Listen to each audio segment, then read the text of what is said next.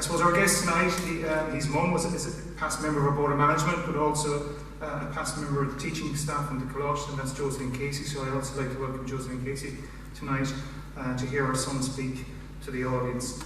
Dr. Maurice Casey is a historian working at Queen's University, Belfast, originally from Cahir.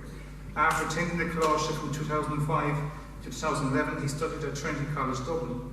He graduated with a first-class honours undergraduate degree in English Literature and History. Following his studies at Trinity, he studied for a Masters in Modern European History at Cambridge University, graduating with a distinction grade in 2016. Over the next 4 years, he completed his PhD studies at the University of Oxford on a full scholarship. During his PhD, he was also awarded a Fulbright scholarship and undertook a visiting research fellowship at Stanford University in the US. He's been interviewed about his research on radio and for TV, in addition to consulting on programs including the Horrible Histories TV show. Before starting his current role in Queen's University, he was a Department of Foreign Affairs historian in residence at EPIC, the Irish Immigration Museum. His first book, Hotel Lux, An Intimate History of World Revolution, is due to be published later next year.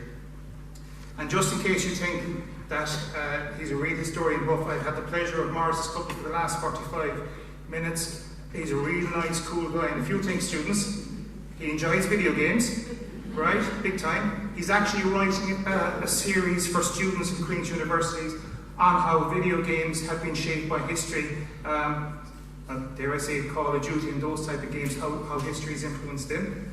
A few more things. His book is about an Irish woman that actually went to the Kremlin in the 1920s. And he was only telling me that he loves investigating, so he's a form of a detective knocking on people's doors and gathering the research that is needed for that type of work. He also tells me that his class, 4 of his classmates have PhDs coming from the Coláiste. So that must have been a great group in 2005, 2006.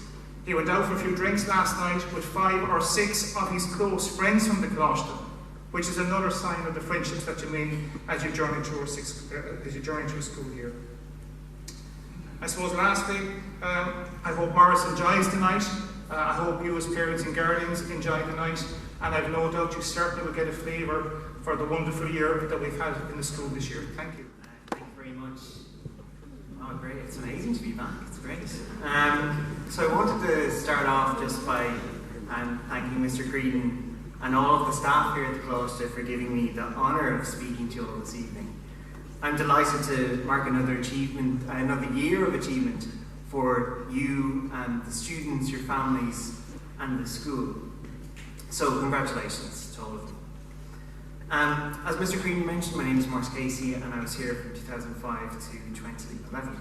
And I have so many positive memories from being here.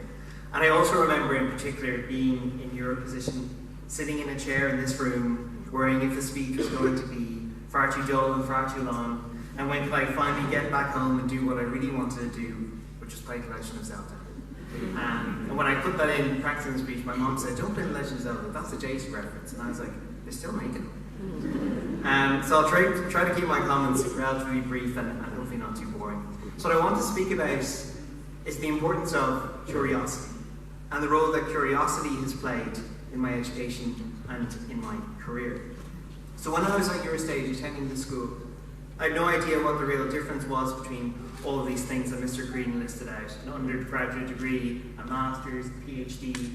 I didn't know how you'd go about getting one. And universities and these names like Oxford, Cambridge, Trinity, Stanford, they seem to me like intimidating, far-off places reserved only for Einstein-level geniuses. I knew I was clever, but I often doubted if I was that clever.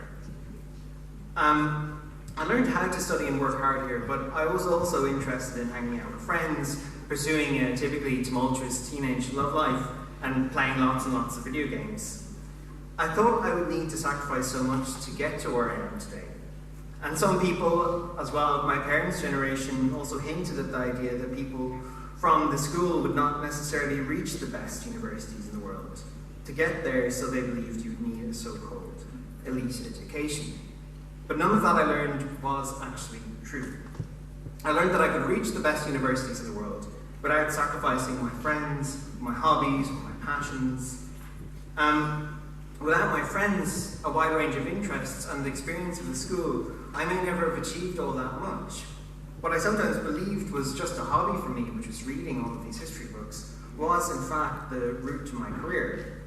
So when I got to these universities, when I reached them, I realised that what had mattered more, and what had mattered most all along, was simply that, one, I had potential, and also two, that I was committed to putting in the work needed to fulfil that potential. What mattered was that I had, by the time I reached the Leaving Cert exams, also developed an all-consuming curiosity about the world around me. And I now realise that I owe so much of that curiosity to the fact that I attended the school close to Tunisia. And as I began studying the people of the past who fought for equality, it mattered enormously to me that I had some idea of what real equality might look like. I learned that real equality looked something like this school right here, a place where financial circumstances are no barrier to entry or opportunity, publicly funded, open to all. And after all of my schooling, I ended up with this strange job title, a professional historian. So I am a historian, first and foremost, of radical politics in early 20th century Europe, especially Ireland and Eastern Europe. And I've recently begun a project, certainly influenced by my time in the school, on the history of Eastern European migration to Ireland in the early 20th century. And that all might sound very grand, but it doesn't really answer the question that my sister once posed to me piercingly. What do you actually do? Or a related question to your parents might be asking themselves, what is the taxpayer paying this guy to do? In brief, I wake up every morning curious about something, and I get paid to spend the day feeding that curiosity. And for me, it's the best job in the world. So sometimes that involves meeting the descendants of figures from history and rifling through their attics for old documents. Other times it involves travelling across the world to enter into archives and troll through things like old love letters, secret police surveillance reports, and clandestine plots. And I love this work.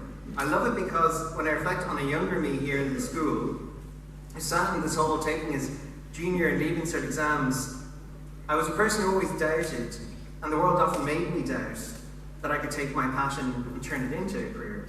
But it turns out I could do that. And what I want to tell you is that you can do that too.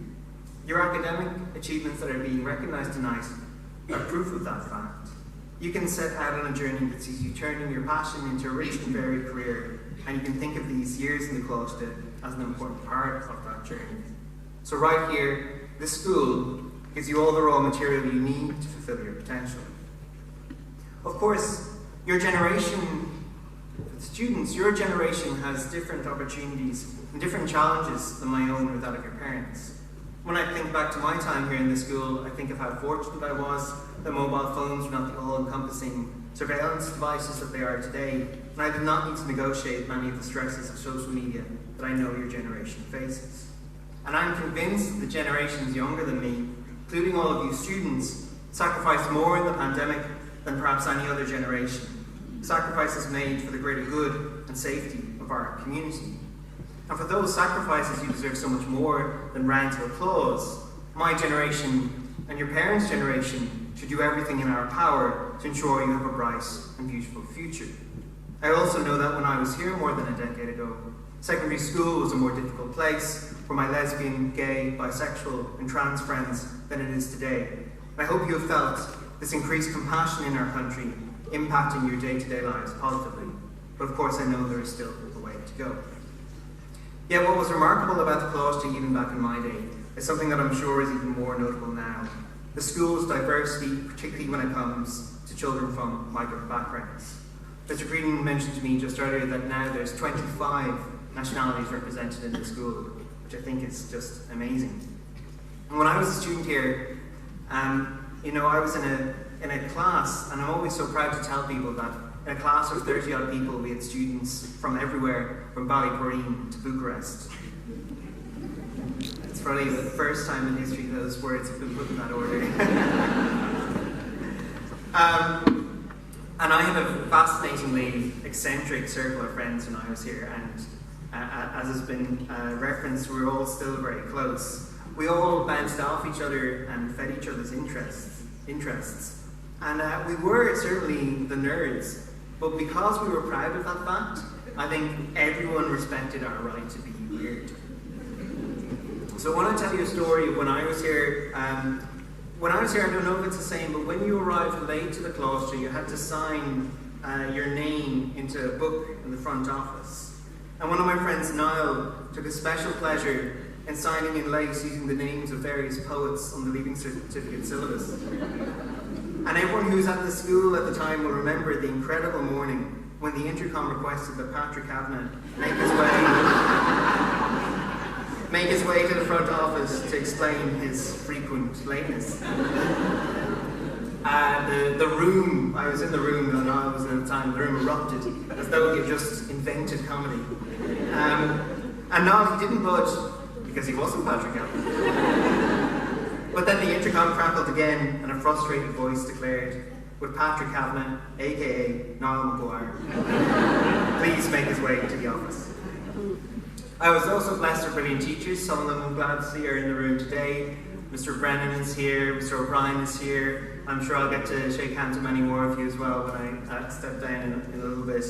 But I also wanted to particularly shout out Miss Byron, who taught me history and helped set me on the path to where I am today. And Mr. McCarthy, now Principal in Clonmel, who introduced myself and my friends to entirely new ways of seeing literature and music. I also learned so much in after-school study as I hit the novels and history books that interested me most within the dull textbooks that I was supposed to be reading. It may not seem like the case to you right now, but from a historian's perspective, to study here, and more broadly to grow up in this part of the world at this moment in Ireland's history, is in a way to have won a kind of universal lottery. You have unprecedented opportunities to follow your own path. And of course, what looks like success for you will be different, or may be different, to what looks like success for your friends. My route to universities is not for everyone. I was in education from the ages of 4 to 26. I know that a lot of people don't want to spend that long in school. But if you would like to follow in my kind of footsteps, I'll give you advice that can be summed up in a few words. You have to read, and read. If there's one thing that I did differently to many other people in the school when I was here, one thing that helped me more than anything in my academic career is that I read a lot, and I read constantly, and I still read constantly. And I'm not snooty about books, I mean read everything, sci-fi, history books, novels, whatever. Just read widely, because that is how you expand your curiosity. And also, I'll throw in that, particularly if you, like me, enter the school only with the ability to speak English, learning another language will transform your world. So you don't need to sacrifice friends, passions, or happiness to reach the best universities in the world. But you do need to practice paying attention, which is something of a lost art in the social media age. And one of the best tools I think that you can use to recover that skill and enhance it is reading books. I'm sure that all of you will spend much of secondary school thinking about where you're going to end up, worried if you have the potential to get there. And I want to reassure you that the very fact that you're in this room tonight means that you do have that potential. But of course, remember that realising your potential does require a lot of hard work. So long as the school exists in places like it, places where opportunities are open to all, and as long as young people like yourselves continue to flow through it, to discover within these rooms your passions and interests, and to do so together, I think that we, all of us, have a reason to be hopeful. So on that note, I simply want to thank you again for listening to me, congratulate you all once more on your successes. Thank you.